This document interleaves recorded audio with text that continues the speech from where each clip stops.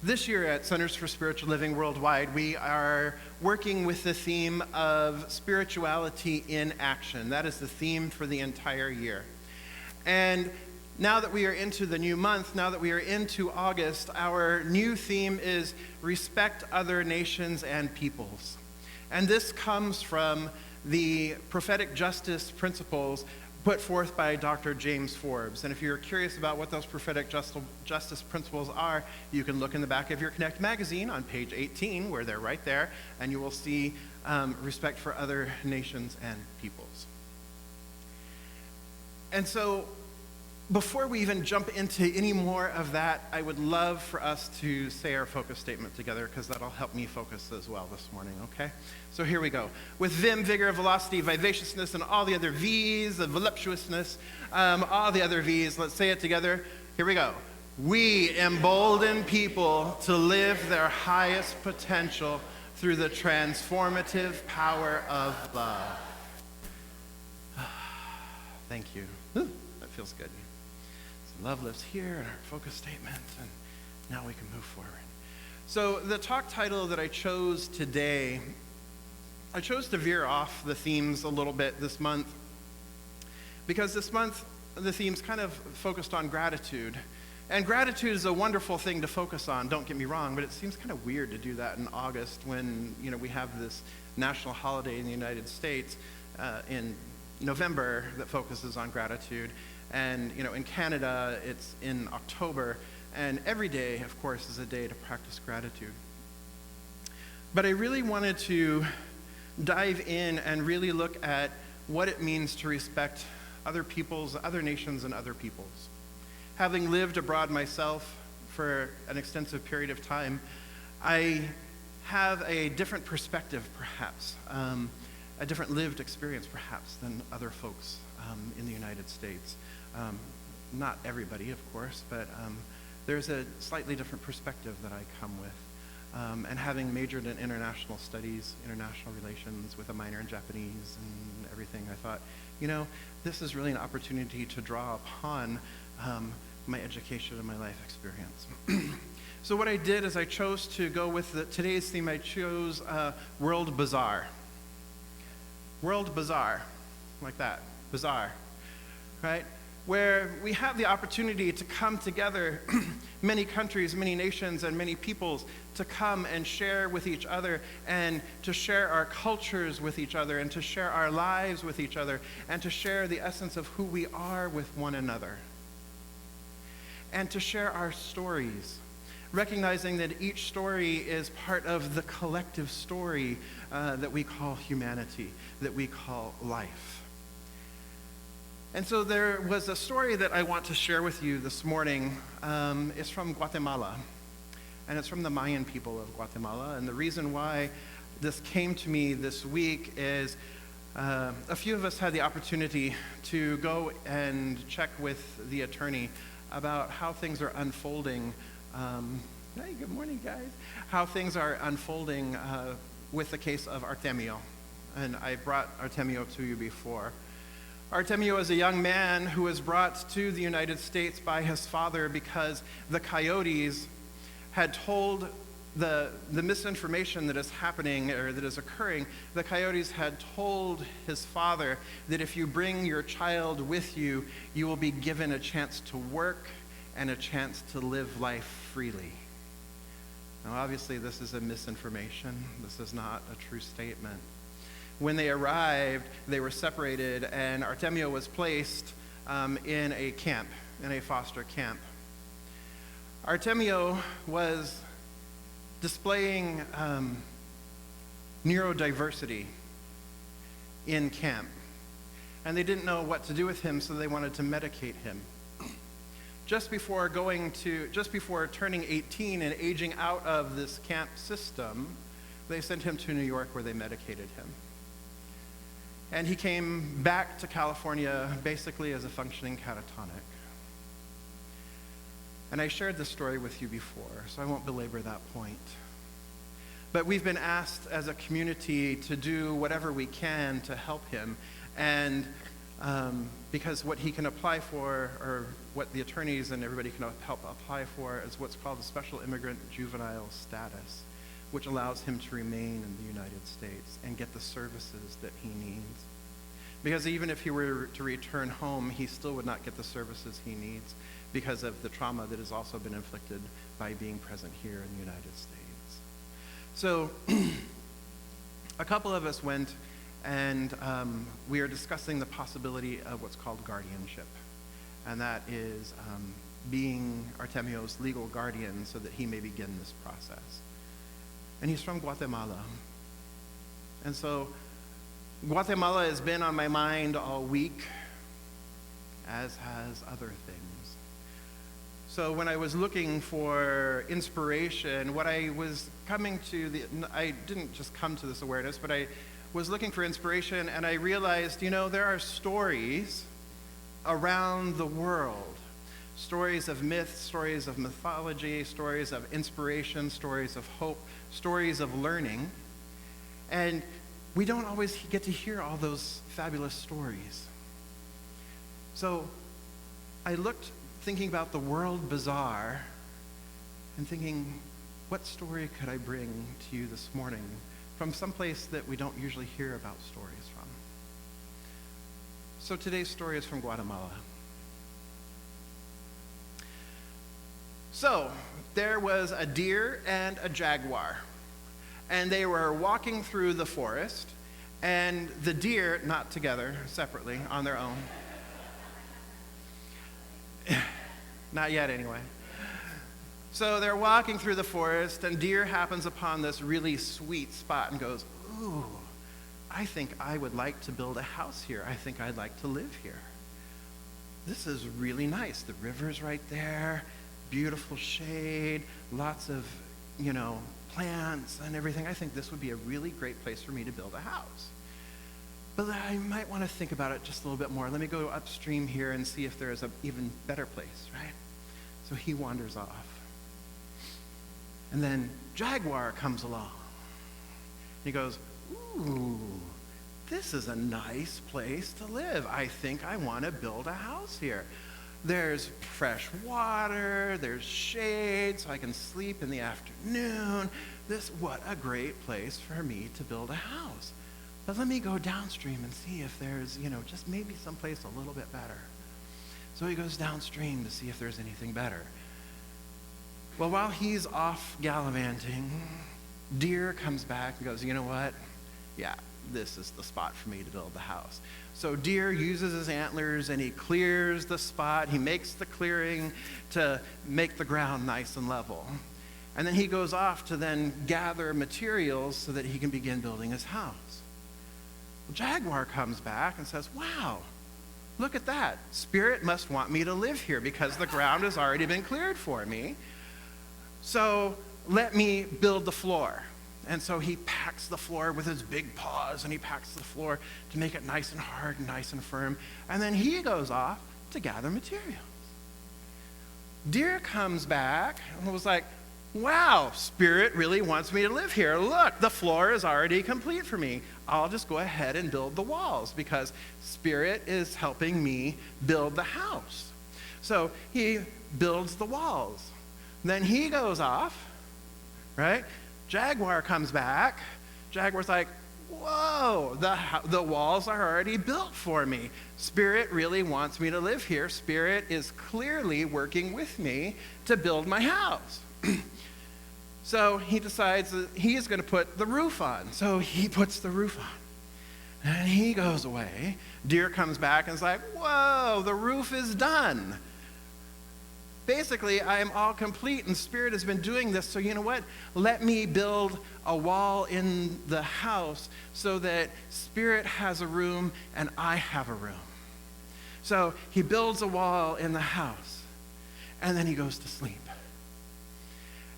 And Jaguar comes back and is like, whoa, I'm tired. It's been a busy day, so I'm going to go to sleep. And he goes in the house, and he sees that there's a wall there. It's like, wow, my own room. Spirit obviously wants to live with me, so Spirit built the room for me. So, there's a room for Spirit and a room for me.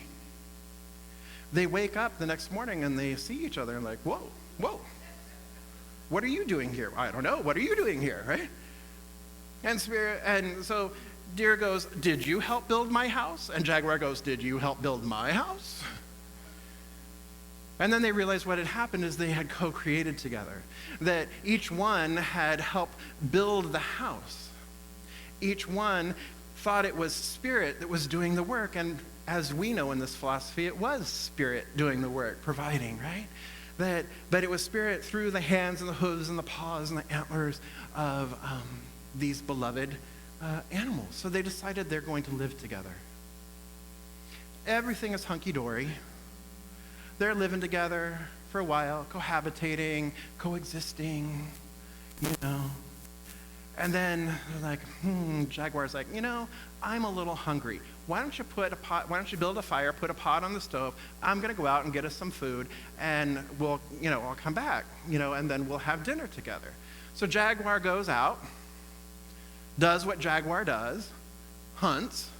What does he hunt? A deer. And he brings the deer back to have dinner. And deer is like, whoa, not okay, not a cannibal, right? And jaguar's like, I don't understand, right?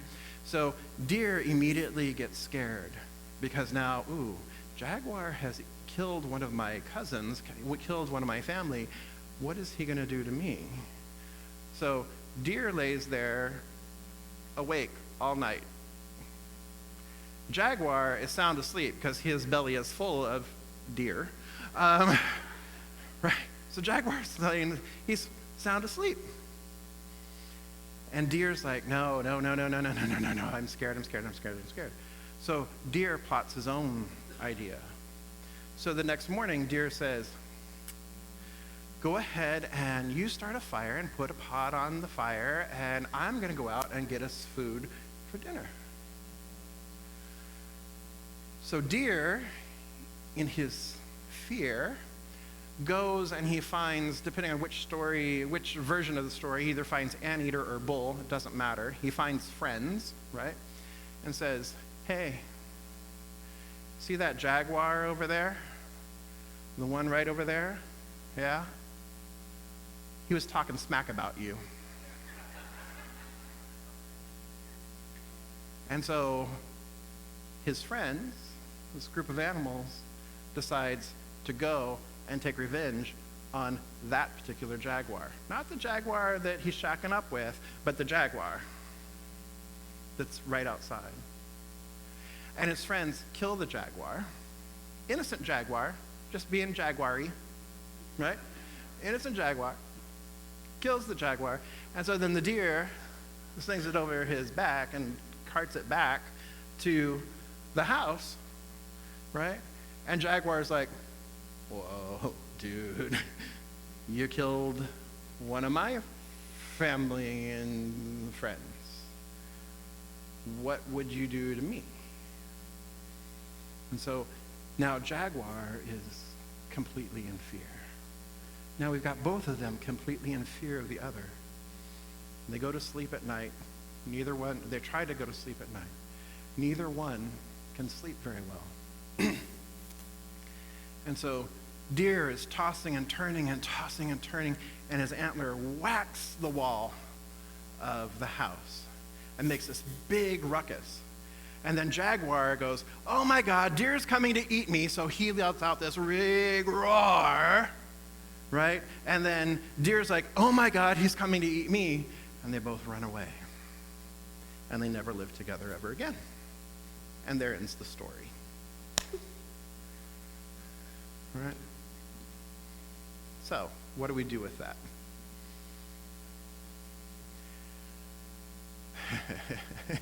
Build your own house? And no.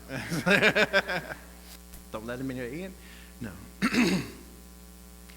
So like with any good story, any story in the Bible, any parable in the Bible, any story from any of the world's traditions and the world's cultures, what we know is that we are each every character in the story. right? So we are both jaguar and we are both deer. And so initially what's happening is they're both coexisting, they're co-creating. They're one with the Spirit, they're one with each other, they're one in balance, and they're co-creating this edifice, they're co-creating this beautiful home together. And initially they are living together, right? They're cohabitating peacefully, and they recognize that the divinity of one is in the divinity of the other, that each one is the divine made manifest, that through each one, the divine brought forth this creation, this co-creation, this habitat, this house in which they are choosing to live together. And they live together peacefully. And then what happens is that Jaguar does what Jaguar does.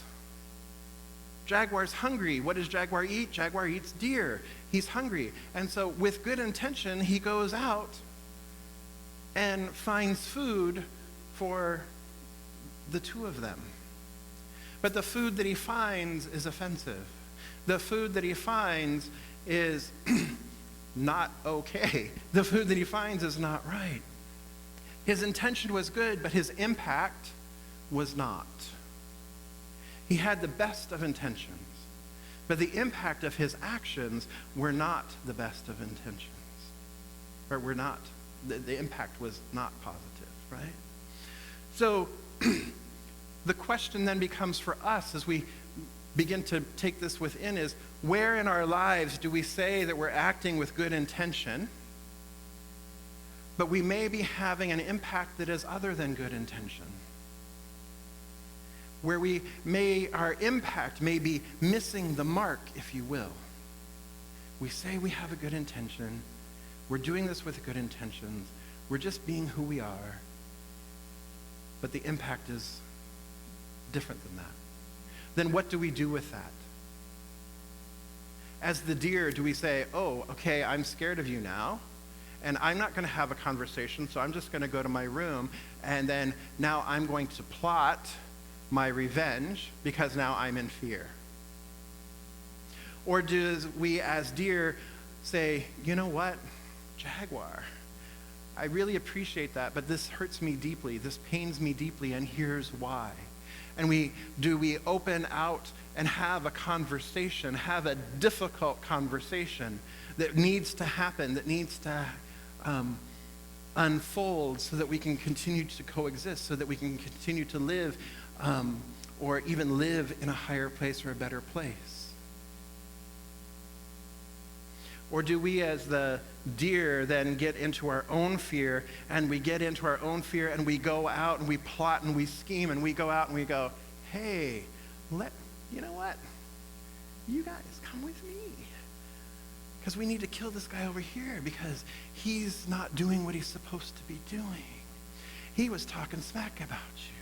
Do we use our gossip? Do we use our ability to speak? Do we use our ability to rouse people up, to incite people to do something, to incite people to take action, to incite people to violence? Is that the right response? And then fear begets fear, begets fear, begets fear, begets fear, to the point where we can't live together, we can't cohabitate, because the fear is just driving us. And what's interesting is the wall between them. If the wall weren't there, they each would have seen, guess what? That both of them were scared. The jaguar might have seen that, you know what? It was his antler that bumped because he's restless too. If the wall weren't in between them, separating them, keeping a barrier between them, they might have been able to come together. They might have been able to see each other for who each other really is, because guess what? They knew who each other really was from the beginning. They knew that they were the divine. They knew that they were the one. They knew that they were brothers and sisters and siblings on this planet, cohabitating, coexisting together, but they forgot.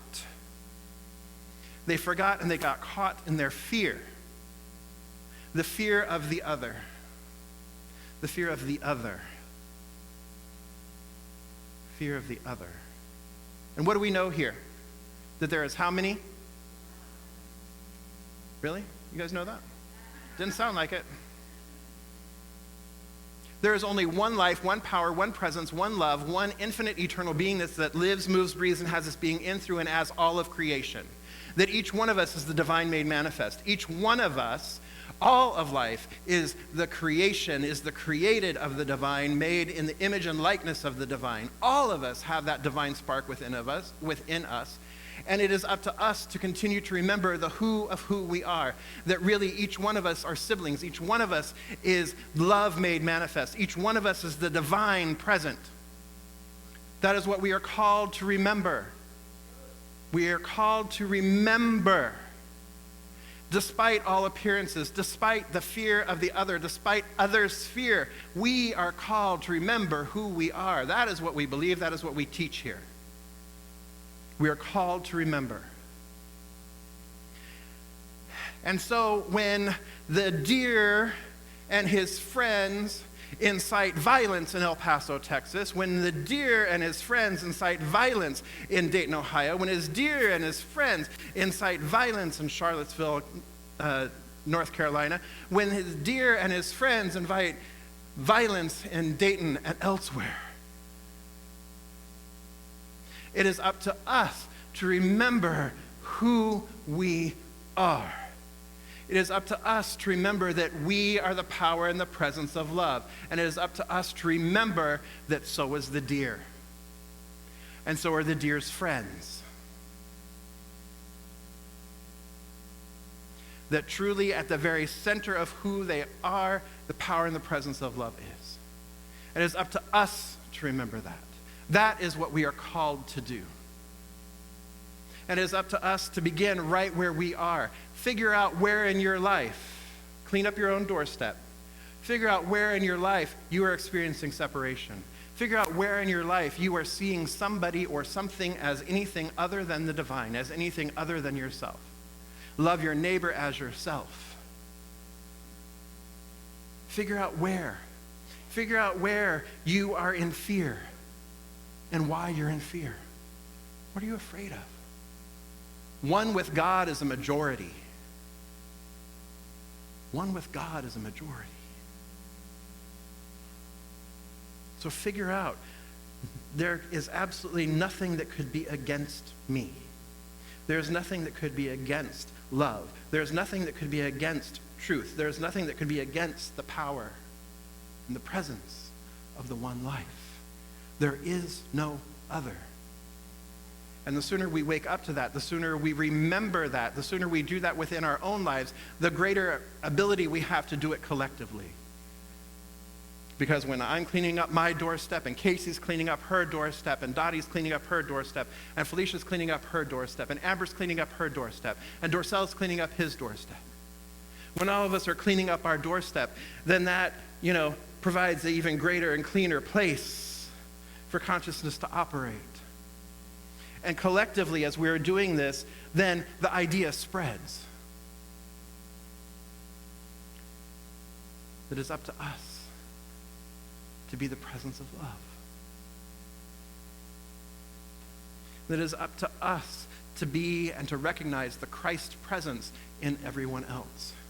To recognize the Buddha presence, to recognize the divinity in each other. To recognize that truly we are all one family, one life, one love.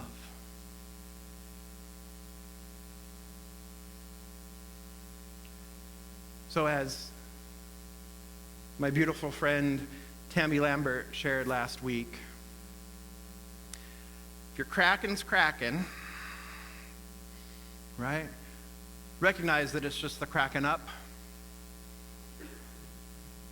That it's just the kraken meeting the kraken and the other. And that it's up to us to drop the scales of the kraken, to lose the beak of the kraken, and to allow that inner light, that inner child, that inner light to come forth. And it's up to us to be that power and the presence. And when we are being in the power and the presence of love, the kraken of the other has to dissolve too. For there to be conscious communication, for there to be that deep listening, for there to be that love present. Darkness does not drive out darkness, only light does that. Hate does not drive out hate, only love does that. So this day, I call you to go forth from this place, being the light of the world, being the place where love lives, being the place where love shows up. Extend the kindness, extend the courtesy, share in connection with one another and with the stranger, because the stranger is you. And so it is. So I invite you to take a nice, deep, collective breath. And so what I know is right here and right now that there's only one life, one power, one presence, one infinite, eternal being, this one I choose to call God, this one I choose to call life, this one I choose to call love, though it goes by many names. It does not matter what we call it, for a name itself is limiting, and we know that this one is limitless. In the beginning was the Word, and the Word was with God, and the Word was God, and that which God did not create was never ever created. So I know that all of life, all of creation is the divine manifestation and impartation and emanation of this one life, this one love. I know that all life is abundant, prosperous, whole, and holy. And I know that this is true of me, that the who of who I am is the divine made manifest. That right where I am, the presence of God is always living, moving, breathing, and having its being in, through, and as me and as all of creation. And as I know that this is true of me, I know that this is true of all of life, of each one present here today. And so I speak a word of blessing. A word of blessing upon this community. And a word of gratitude for that which has been spoken here this day. Knowing that each prayer has been heard and each prayer has been answered, for the answer itself is in the prayer itself. And so I know that the prayers spoken and unspoken this day are already made manifest. I speak a word of blessing upon our beloveds around the world who are suffering this day. I know that right where they are, the presence of love is. The presence of God is. And I speak a word of awakening for those who would seek to harm. For those who fail to see with the eyes of the divine. For those feeling separate and separated, lost and confused.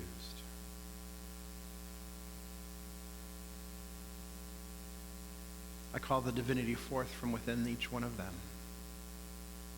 for their grand awakening.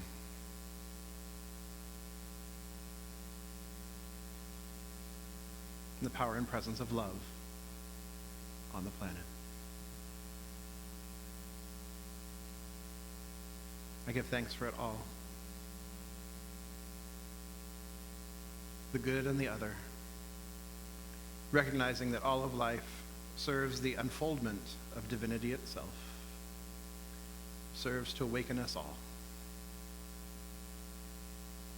to the deeper truth that we are one. I simply give thanks for this, and I release this word into the law, knowing that it is done, and let it be so. And together we affirm, and so it is.